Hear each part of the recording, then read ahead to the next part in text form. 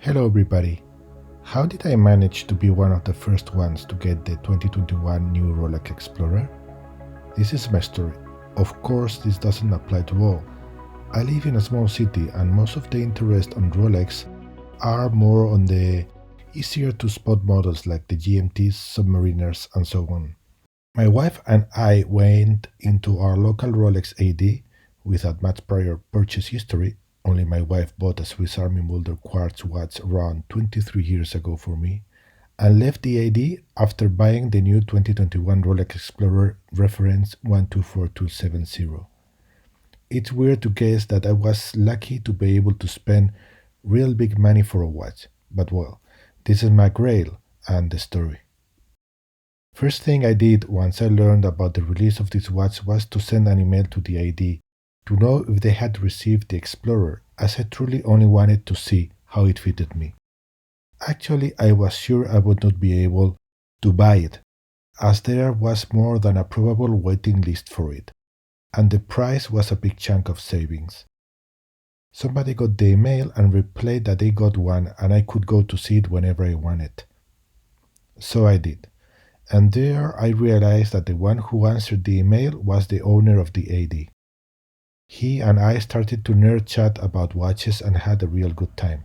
Talked about the two-tones Rolex Explorer, showed me the new GMT Master 2 and the Explorer 2. We really had a great time and made some kind of connection. He appreciated my glycine base 22 and smiled about the notion that glycine pioneered the dual time stuff before Rolex. Well, the kind of talk we share here every day. And then I asked if there was a long waiting list for this Explorer. He answered me that it was mine if I wanted it. I was so shocked and surprised I couldn't first process it properly. Thanks, my wife was there and we briefly talked about the possibility. We just had sold a property, so had the funds, although this is still a lot of money for us, to be honest.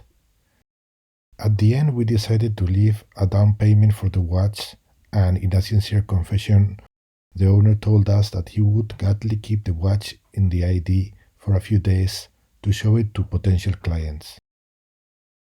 We also preferred that, as we had still to make the final signature of the property sale and had a very complicated couple of weeks ahead. After 2 very, very long weeks, I finally picked it up.